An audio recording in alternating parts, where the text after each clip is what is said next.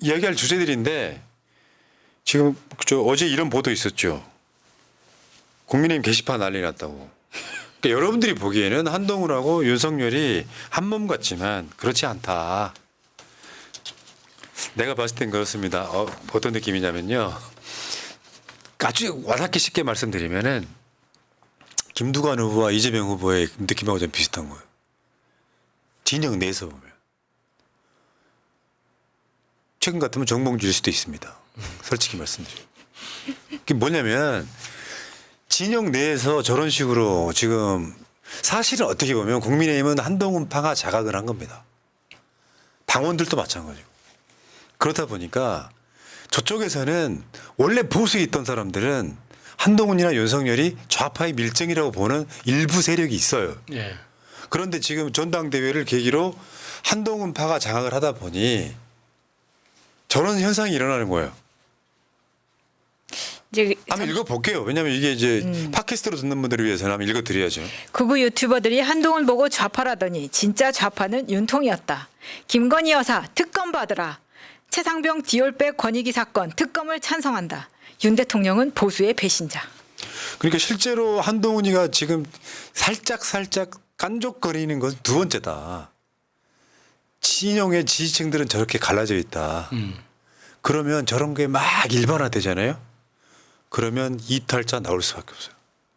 국민의힘도 자기 핵심 지지층들이 어떻게 하느냐에 따라 민감하게 반응할 수밖에 없거든요. 그러니까 그 한동훈 그 캠프 회단식 할 때 그 당대표 그 캠프 회단식 할 때 그 참석했던 현직 국회의원 10명이 있다고 하잖아요. 근데 그 10명이 아닌 다른 사람이 지금 윤석열의 이번에 그 인사 그 임명에 대해서 비판하는 사람들이 나오고 있거든요. 이게 무슨 뜻이겠습니까? 한동훈한테 줄을 서야 된다는 그런 그 자각이 깨달음이 있기 때문에 움직이는 거잖아요. 원래 이거는 이제 명백하게 이제 힘의 이동이 시작됐다고 봐야죠. 저거 이제 한동훈은 국민의힘에 대해서는 미래 권력 된 거고요. 네.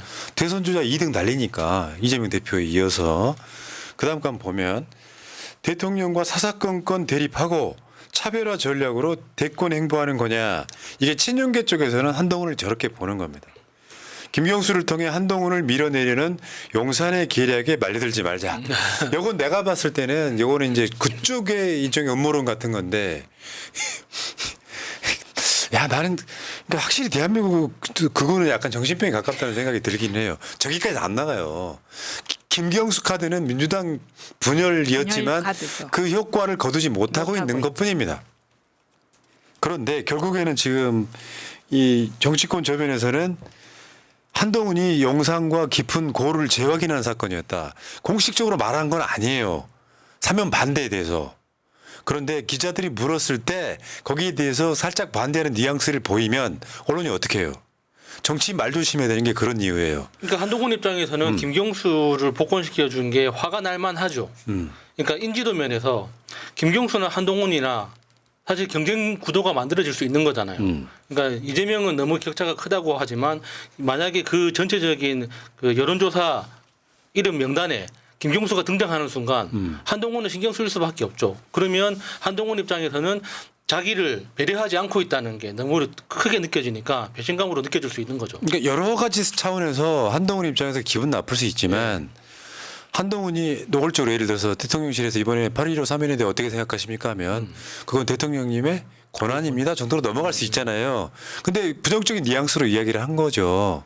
근데 여기 더 중요한 건 한동훈의 이제 말이 달라진 점도 분명히 있습니다. 2022년 말에 사면 발표 당시 김경수 전 지사 복권이 이미 결정됐었다. 저때 법무부 장관이 한동훈이었다는 거고요. 한동훈 대표가 이제 와서 복권을 반대하는 건 납득하기 어렵다. 저 정도 관계자면 아마 정무수석 정도 되는 자리입니다. 치킨집 아저씨. 한동훈 지금 다음 건 보시면 한동훈이 당시 발언한 건데 여기서 포인트는 한동훈의 헤어스타일입니다. 많이 더웠나 봐요. 정부는 출범 두 번째 해를 맞이하여 화해와 포용, 배려를 통한 폭넓은 국민통합의 관점에서 김경수 전 경남도지사는 잔형 집회를 면제합니다. 다시 국가 발전에 기여할 수 있는 기회를 부여했습니다. 이때는 요랬단 말이에요. 이때는 지가 그렇게 해놓고 근데 저 때는 피선거권 회복을 안 지켜준 거잖아요. 최근에는 이렇게 말하는 거죠. 장관 시절 같은 이유로 복권을 반대했었습니다. 당시 복권 여부는 잠정 결정이 없었습니다. 그러니까 사면을 했는데 그때는 복권 여부가 결정된 게 없다. 그리고 계속 대통령실에게 깐족깐족하는 거예요. 근데 대통령실도 참지 못하고 이제 대응을 하는 거죠. 그러니까 이제 한동훈 개 텔레그램 단체방에서 나온 이야기입니다. 민주주의 파괴 범죄를 저지르고 아 반성하지 이건 한동훈이 한 말이 아니에요. 아니 친한계 텔레그램에서 한동훈이 했단 말이잖아요 지금. 한동훈이 했다고? 네. 그래요. 반성하지도 않는 사람에게 정치하라고 복권해 주는 것에 공감 못할 국민은 많을 것입니다. 그렇군요. 네. 그러니까 지금 이거는 여러분들 있잖아요. 우리는 한동훈과 윤석열을 한 몸으로만 보지만 한편으로 말하면 제일 부글부글할 사람은 윤석열이지. 네. 그 시작이가 저 뭐야 저거 이런 느낌 들잖아요. 윤석열을 이야기하려면서 학력이 분명히 있거든요. 윤석열은 욕할 거잖아요. 근데 이게 서로 이제 이번에 사면 집행에 대해서 두 사람의 시각이 다른 거죠. 윤석열은 내 사람을 새로 꾸리기 위해서 이렇게 김경수는 도구로서 필요한 건데 한동훈 입장에서 보면 굉장히 부담스러운 사람을 내보내 준 거잖아요. 그러니까 한동훈은 윤석열은 한동훈을 신경 쓴 게 아니라 내 생각만 하다 보니까 서로 짜증이 나는 거죠. 그러니까 자기 정치한 거죠. 큰 틀에서 보면 윤석열이가 김경수 끼워넣기 해서 그 이재명 체제를 흔들어라는 의미도 있겠지만 사실은 그보다 더 큰 그림은 이명박과 박근혜 사람들을 사면 복권시켜 줌으로써 소위 대한민국의 극우 포지션에 왜 극우라고 하냐면 일반 보수 중에서도 박근혜하고 이명박의 스탠스를 찬성할 사람들은 이미 윤석열을 지지하지 않고 있어요. 그러니까 어중쩡한 사람들 모아서 이 사람들로 자기를 한번 지켜보겠다라고 사면을 하려다 보니 이명박계, 박근혜계와 김경수를 거기다가 끼워 넣었단 말이에요. 근데 아까 여론조사 보셨지만 국민들은 그런 사면 반대한다고 나오고 있잖아요. 그런데 여기서 한동훈이가 윤석열의 이 사면을 찬성을 하면 같은 노민이 할 거 아니에요. 그러니까 공식적으로 최고위원 회의 같은 데서 발언한 게 아니라 기자들이 마이크 댈 때 작심하고 발언을 한 거예요. 그러니까 그 이야기를 들으니까 대통령실에서는 윤석열의 뜻이지. 깐족이니까 이제 너 옛날에 이렇게 말 안 했잖아 하니까 한동훈이가 한 번 더 받은 거잖아요. 그때는 복권 결정 같은 거 안 했다. 이 과정이라고 보고 한동훈이가 지금 김경수를 의식한다는 건 사실 좀 너무 나간 이야기일 수 있어요. 윤석열의 의도와 한동훈의 의도가 이렇게 딱 부딪히는 이런 상황이라고 저는 보는 거거든요. 근데 저게 나중에는 폭발성이 엄청 높아질 거라는 얘기예요. 감정이 켜켜이 쌓이면 이 문제로 윤석열 탄핵시켜버린다고 국민의힘 게시판에 나올 정도.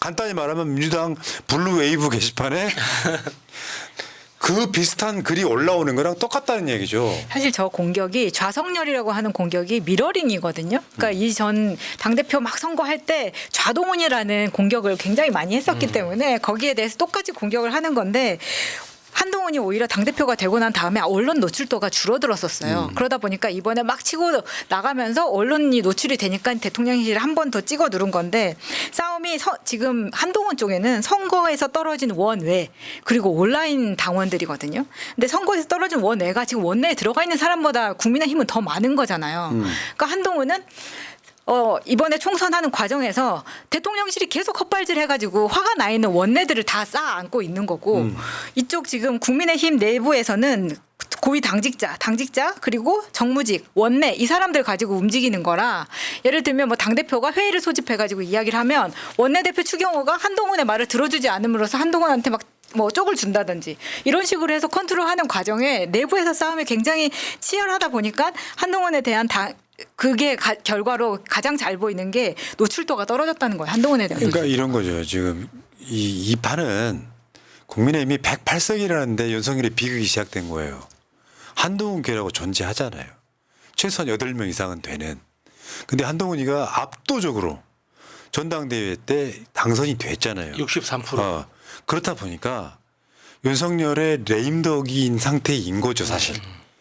근데 윤석열이 현직 대통령이다 보니 국민의힘 내에서 대놓고 반기를 못 드는데 대통령실 입장에서 보면 한동훈이가 윤석열이 협조한다기보다는 딴 목소리 내므로써 윤석열과 차별화를 통해서 자기 정치하고 있는 건데 이 흐름이 살짝 넘어오기만 하면은 어떻게 보면 한동훈이 갑이 된 거예요. 그런데 대통령실에서 많이 나가지를 못하는 이유는 한동훈을 지지하는 사람들이 덜 변하면 탄핵으로 갈 수도 있기 때문에 굉장히 부글부글 할 수밖에 없는 거죠. 조만간 캐비넷이 작동할 수도 있습니다. 그런데 공범이기 때문에 캐비넷상에 나오는 서류에 보면 서로의 이름이 있을 가능성이 매우 그렇죠. 높다. 재미는 있어 진짜. 이들 싸움하는 게 어떻게 결론 날지 모르겠지만 저는 탄핵의 밑그림 속에는 이 상황이 분명히 들어있을 거다. 이렇게 보는 거고요. 여기까지 하시고요. 김연수님, 이 성함이 되게 예쁘시네요. 김연수님 감사드리고 살다 보면 좋은 날님 몸이 아파 잠시 떠나 있다가 회복돼서 다시 왔네요. 죄송합니다. 와. 아이고 어디가 아프신데요? 적을 내부에 두지 마시고 윤 정권과 싸우는 목소리만 내세요. 이재명 대표님과 함께 탄핵시키는 그날을 위해 새날 항상 응원합니다. 좋습니다. 감사합니다. 저도 그렇게 생각해요. 개최하시기 바랍니다. 솔직히 말씀드리면 전당대회 빨리 끝났으면 좋겠습니다. 많이 괴롭네요. 이번 네. 주 끝납니다. 자 이번 주 일요일이면 끝나고요. 좋은 분들 뽑히셔서 이재명 대표 2기 체제 잘 순항했으면 좋겠습니다. 다음 주 월요일이면 새로 뽑힌 분들의 최고위원회의가 열리는 날이에요. 그리고 방송하는 오늘 시점 내일 모레 금요일 날은 정청래 등 최고위원들 마지막 회의가 있는 날이기도 합니다.